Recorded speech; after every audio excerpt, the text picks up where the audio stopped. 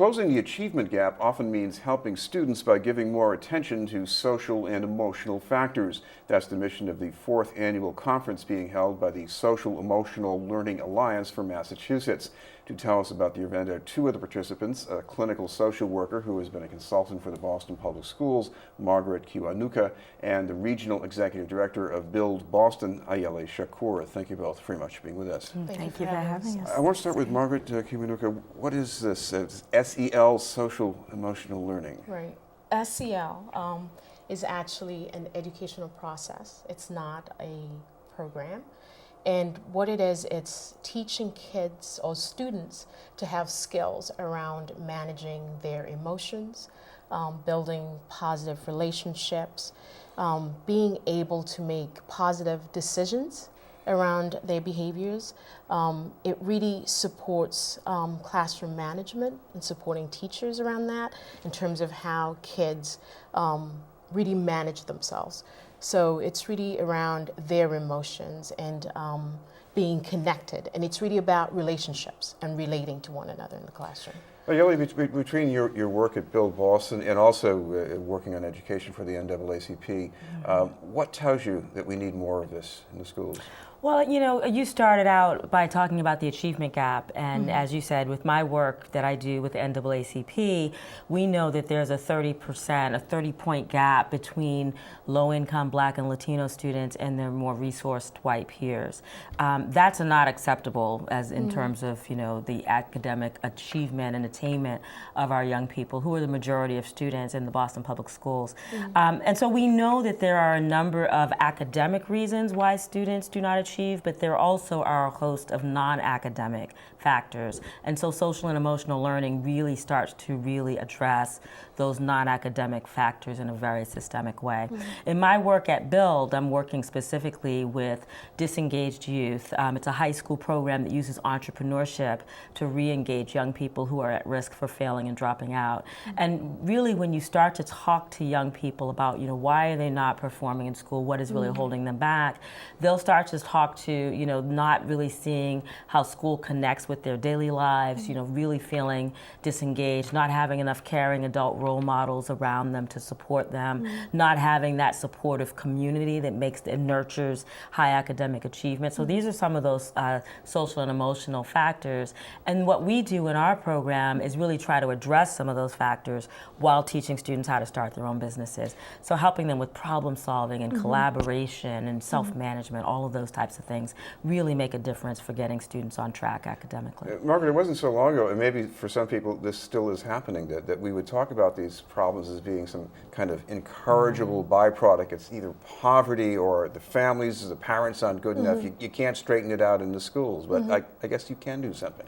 Yes, and that's really what Sam is trying to do with this conference. It's really bring the word out to our policymakers, as well as bring other partners alongside to really support this, because I think with what we know and the studies that are out there now around social emotional learning, I think that we have seen, and my work in the schools as well, I think is evidence of that, in that if the students are given opportunities to really learn the skills and really learn in terms of themselves and what's going on for them, because again, I think as Ayele was saying, the students are coming in with a lot of social stresses, and they bring that into the classroom. And so not really knowing how to handle that really impacts their ability to be in the classroom to actually perform academically.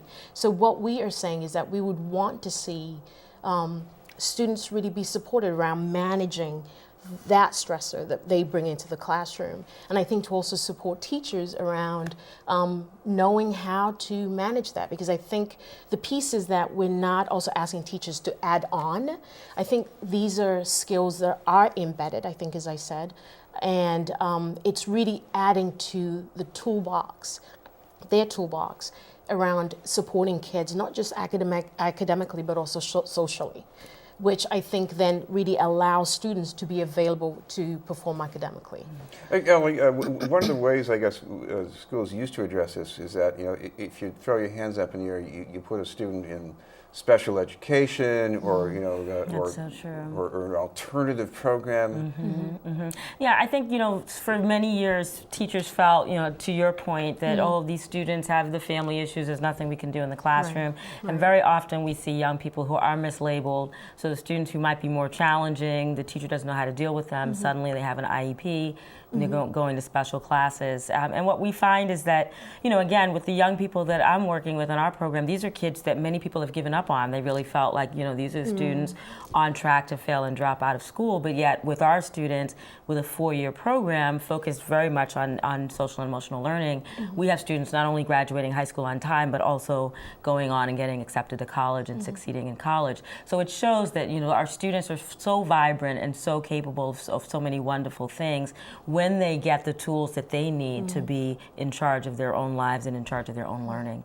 Margaret, to take a common problem that a lot of kids go through when they're in school, bullying, can you do much about that through this approach? Yes. So I think as part of most of the curriculums that I've experienced, I think having students to really think about, have empathy, empathize. I think we talk about being a bystander, that sometimes students might take that role as being a bystander and watch a bullying incident happen. Whereas if we take it on as a community and we sympathize or empathize with the person who's being bullied, and kids have that awareness, it really supports in terms of eliminating that. Because I think the importance of even just thinking about the classroom piece is building a community that is nurturing for everyone, in which everybody's included, in which everybody is being taken care of by the classroom and the students, not just the teacher. So the kids having that awareness really supports in terms of eliminating that. And also an opportunity, and for instance, if they are talking about it in the classroom, is having a student who might be the one who might be the bully to actually hear how it's like for a student who's being bullied. Because sometimes even students that we found to be bullied have also been bullied themselves. So they just to some degree just perpetuating that situation. And what we want to do is really have students have more of awareness in terms of what would it feel like if it was you, if you were the one who was being bullied. I imagine with some of the students you're trying to help, they could be thrown off by a family crisis. There could be trauma from violence, somebody that they know. I can imagine a lot of teachers saying, "Oh, I hope it's not this. I don't want to go there." But I mean, put the teacher in the context. I guess they have to open the door to this, don't they? Well, they do, and actually, what one of the wonderful things about SEL is that the teacher experience in the classroom is actually dramatically improved.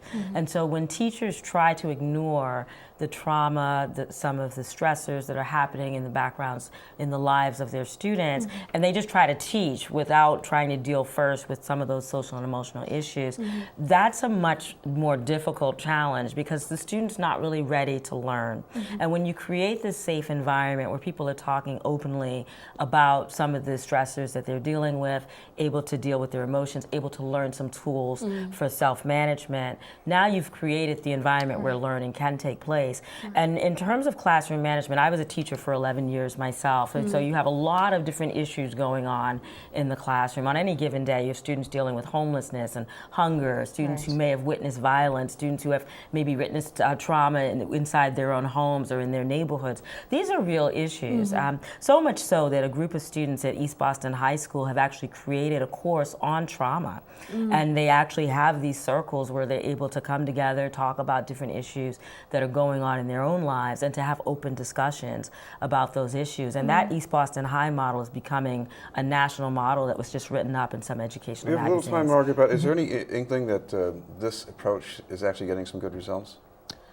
We're hoping so. We're hoping so, and I think, again, thinking about the conference, but also just thinking about what's happening nationwide, too, is that people are seeing that it's not just thinking about emotions, but also that thinking about the workforce of the 21st century, the skills that we are now talking about. Those are the skills that, what is it, the 21st learning skills that are being actually expected in terms of having team team groups working together, having people to kind of communicate, be attentive to each other as colleagues, That's right. being supportive in that way. Those are Yeah. exactly the right And skills, very, collaboration, very briefly, communication. when is this conference and where? Well, the conference is actually going to take place on May 27th. It's at the State House in the Grand Hall, and registration is still open, so any of your viewers can still sign up for the conference by going to the Social and Emotional Learning website. That's SEL, the number 4, mass, at gmail.com. Thank you both very much, Ayele Shakur and Margaret Kiwanuka.